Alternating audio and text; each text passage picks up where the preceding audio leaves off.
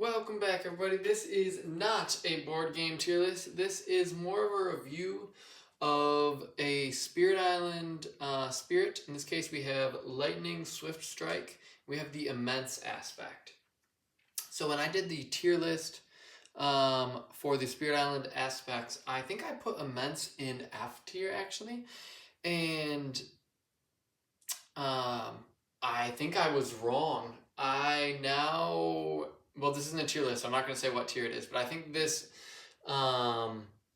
spirit is really, really good with this aspect. It just requires you to play a little bit differently than I normally play. Normally, a normal build for me would be turn 1, add 2 presents, don't play any cards. Turn 2, add 1 presents to get to 5 card plays, gain 3 energy, and then play these 3 cards, and then just be in a reclaim loop for a long time. Pretty much the entire game. And hope that you play with somebody that can give you energy so that eventually you can either break out of it or get major powers. But essentially that's how I would normally play. But with this, the immense aspect, well, I guess we'll just backtrack a little bit. So that play style works out really well. I know some other people normally go top track, bottom track as their play style. That is not what I go with. I find mine to be a little bit more efficient for how I like to play the game. But anyways, I understand the quick term success of that strategy though, so I get it.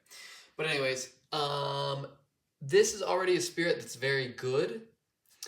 And normally it's good because it has a ton of card plays and because it can do thundering destruction, which is a good way to kill a bunch of towns and cities in one land. But let's talk about how this aspect works. So this increases the complexity. Immense says your top presence track grants is twice as much energy during the spirit phase. Any ongoing modifiers are counted after doubling. So this would start at 2 at the beginning of the game. This one would be 4, etc. This would be 10. And then playing power cards during your spirit phase costs 2 card plays instead of 1. So if you have 3 card plays, you are only able to play 1 card. If you have any unused card plays at the end of the spirit phase, gain 1 element of your choice. Elements are just these, so you could gain 1 feather to help you threshold this if you wanted to. But it's not for each. So if I had 5 card plays, but then didn't play any cards, I wouldn't gain 5 elements. I would just gain 1 because I did have an extra card play. And then for each major power you play, gain 2 different elements of your choice. So I used to think that this was really, really bad. And then I recently have been playing on the app and have figured out that essentially I like to be able to play against level 6 adversaries with a spirit using an aspect and beat every single one of them. That is like the goal to get good at a spirit. And in the past, I think that I had figured out this combo a while ago, or figured out how to use this guy a while ago, but I had just forgotten. So now I remember. And by the way, I love that Spirit Island. It's such a good game that you can forget how things work and then remember them later and figure out that they're so good. Okay, so essentially, let's show what this looks like. So I don't have an adversary, but let's just assume we were going against Prussia, and there was a bunch of stuff here. So they explored into 4 places. We add our presence. You obviously want to be able to get to everywhere on the board, so this would mean that we are 1 away from everything on the board. Also, I figured out that it's not very important for you to have presence in water. A lot of the majors that he would threshold don't need to originate from water, and the ones that do originate from water just aren't that good with him. So I find that I want to have a spirit site in both the jungle, the mountain, and the sand. And then that should cover most of your major powers. So turn 1 happens. I guess I should get out energy. 1 second. So at the end of turn 1, you have 4 energy. You have not played any of your cards. At least if you're playing a solo game, you wouldn't have played any of your cards. And then the slow phase happens, nothing happens, then you restart again. You do growth 2 once more. You could put this here, you could put it here. There's some variety, depending on what board you're playing on. And now you have 2 card plays, and you have 4 more energy. So now you are at 8. And what I would do here typically is I would play, almost exclusively, I would play these 2 cards. So you can't threshold this, but that's okay. You're probably not going to be able to threshold this much at all this game. You would lose 2 energy. And now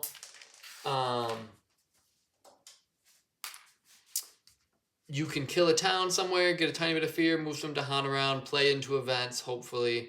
You're probably going to add a decent amount of blight on turn 2. Depending on who you're playing against, that might be 1 blight. If you're playing against Prussia, it could be more than 1 blight. But there's some spirits, or there's some adversaries that it's good to go slow in the beginning anyways, such as Russia. You want to be adding blight, and Habsburg. So anyways, turn 2 is done. And now you get to turn 3. You are going to reclaim, which is going to get you 1 energy. So now you have 5 more energy coming in, which means you have a total of 11 energy on turn 3. So you have these cards back, and this is the part of the video that I think we're going to spend the most time on. So let's just give some examples of the major powers of what drafts you could get and what you would want to keep and why it's so good. So let's just say we're here. Okay, these are the cards that we drafted. All relatively inexpensive, although we don't need them to be massively inexpensive. I haven't done many of these ones. I haven't tried to threshold them. In this case, I would probably go for Pyroclastic Flow. So all of these would be gone, essentially. But if I was to gain this, I would forget this card. I would always save Raging Storm in case the one event comes out that lets you add your presence, theoretically. I always save it because it has water for that. So this gets forgotten. And then you would play this, and you could gain 2 elements. So in this case, I would go probably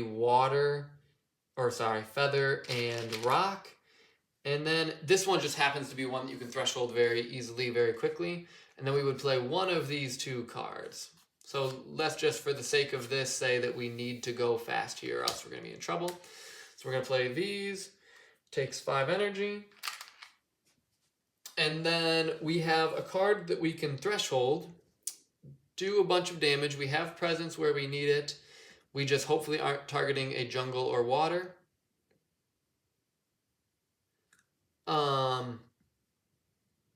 And then we're essentially able to stop them from doing hopefully everything that they're doing on turn 3. And maybe we add 1 more blight here if we are unlucky, or if we had to target one of these lands, but that's what we got. So then we would reclaim the next turn and get 5 more energy. And we would lose our elements. I didn't set this deck up specifically. These are just random cards.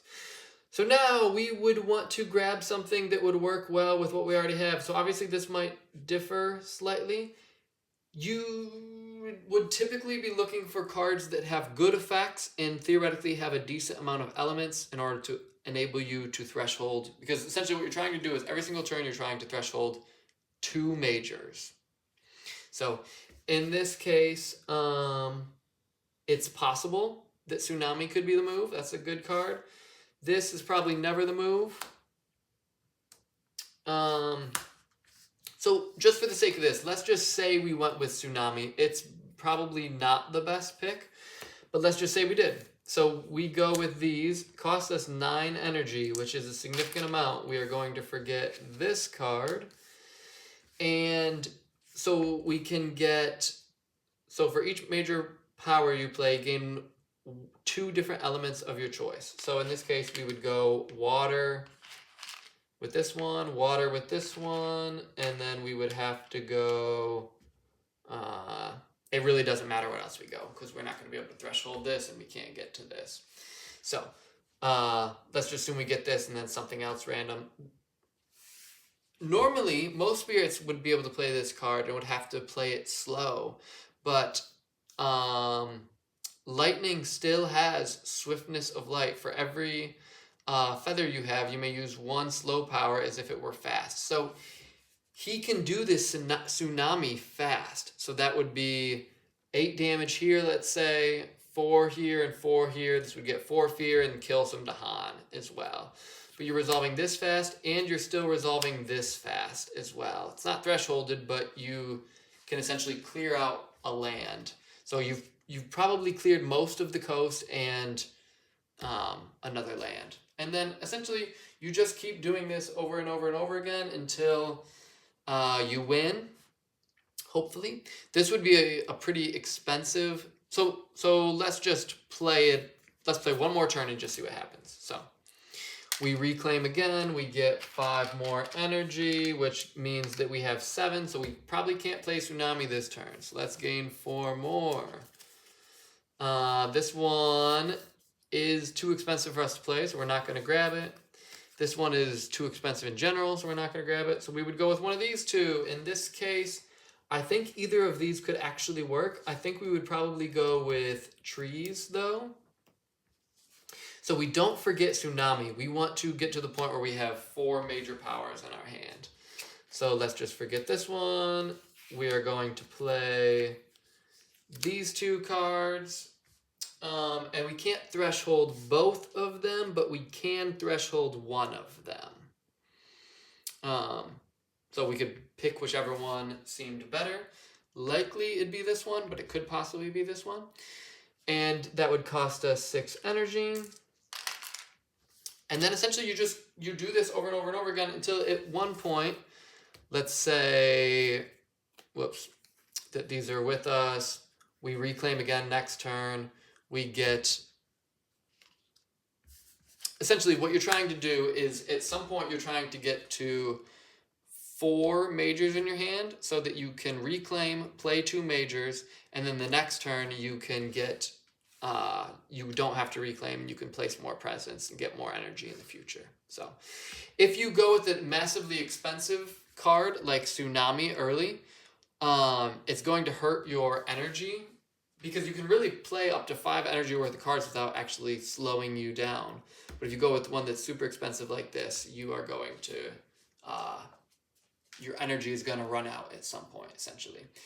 But also, you can actually play it quick enough that maybe it's worth that sacrifice, essentially. So let's say that that's what we got. So now let's just pretend we were playing this with multiplayer, which I don't enjoy controlling multiple spirits in the app, because it's just too much going on. It's more enjoyable for me to just do one.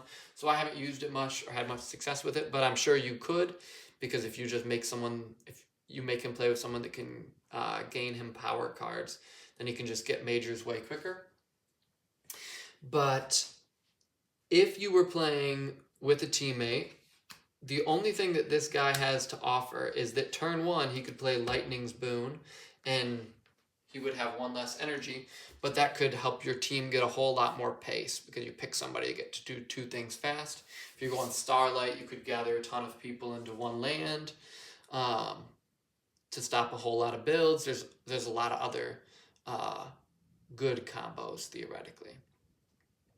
And there's other majors in here that you can target your teammates for. Let's see, like Transform, not that it's the best in the world, but Solidify could be solid.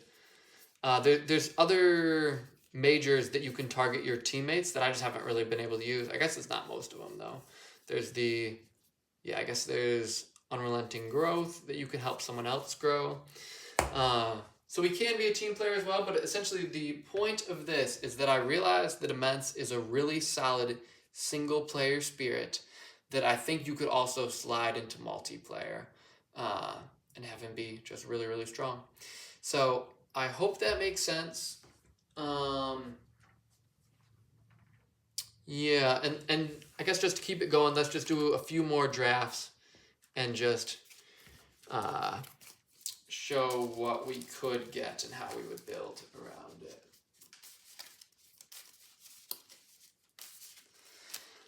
All right, 2, 3, 4. Let's again say that this is turn 3 reclaims. This is the first one we're getting.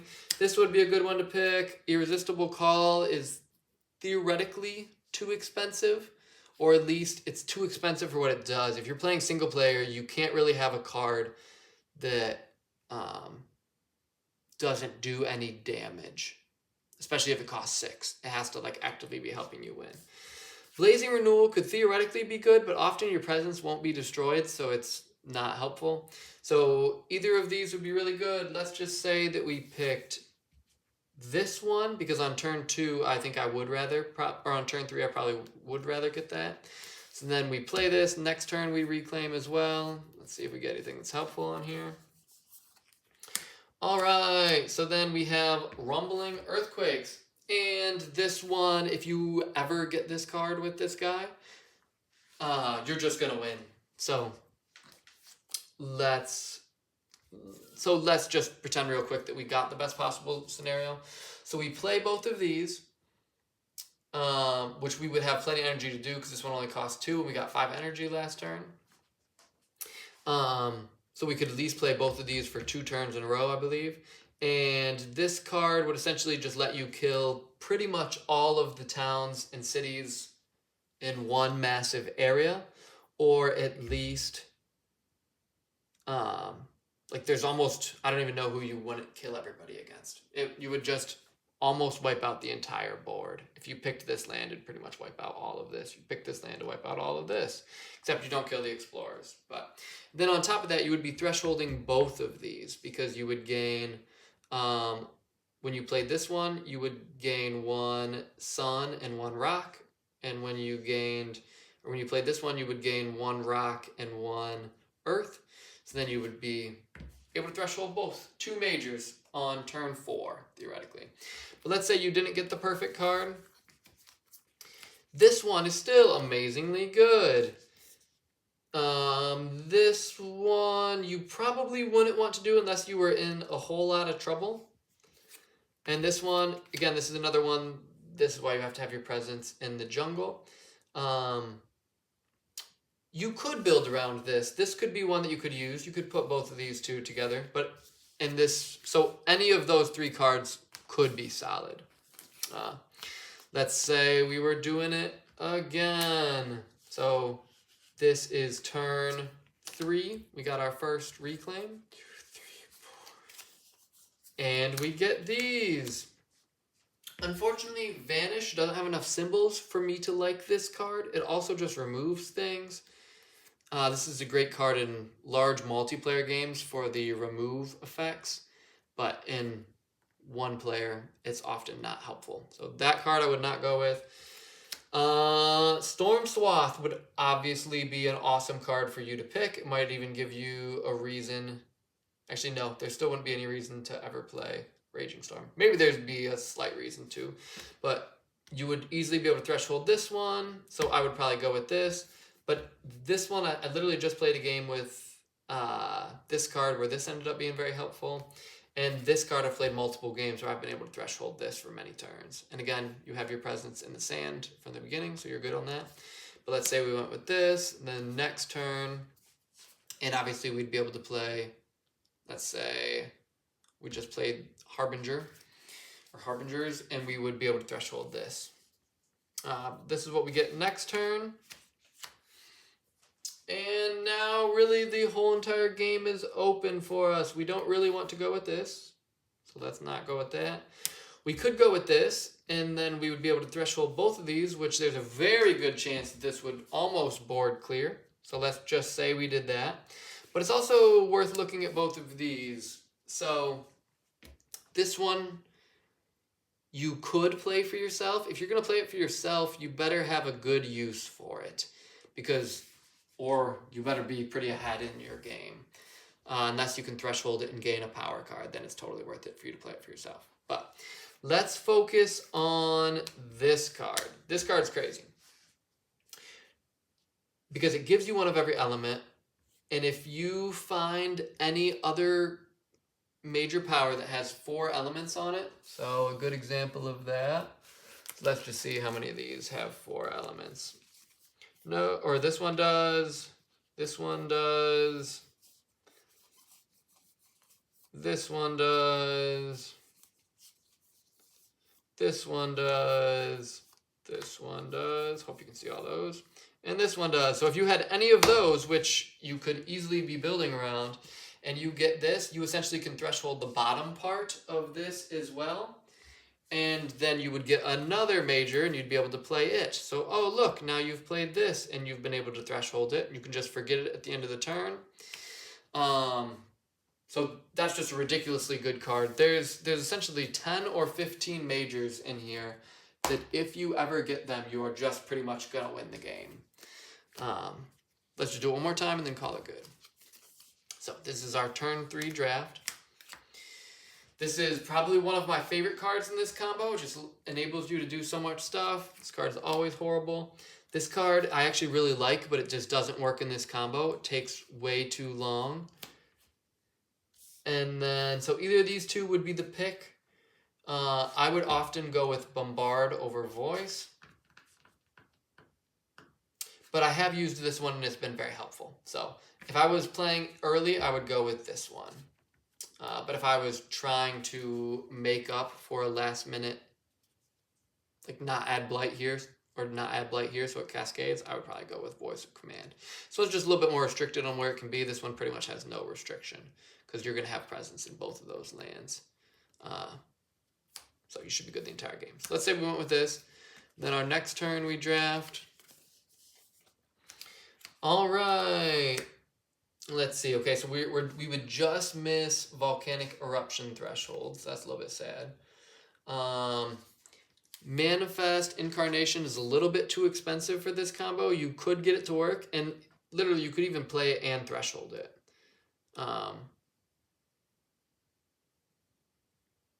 But I would say it's probably not the move. It's probably not what you want. Cleansing Floods is a little bit too expensive. You could threshold it, but not right here. So yeah, honestly, these were pretty bad pulls, but if we... So honestly, this is probably... No, honestly, what I would do here is, unless I was in huge trouble, I would get... Oh, man.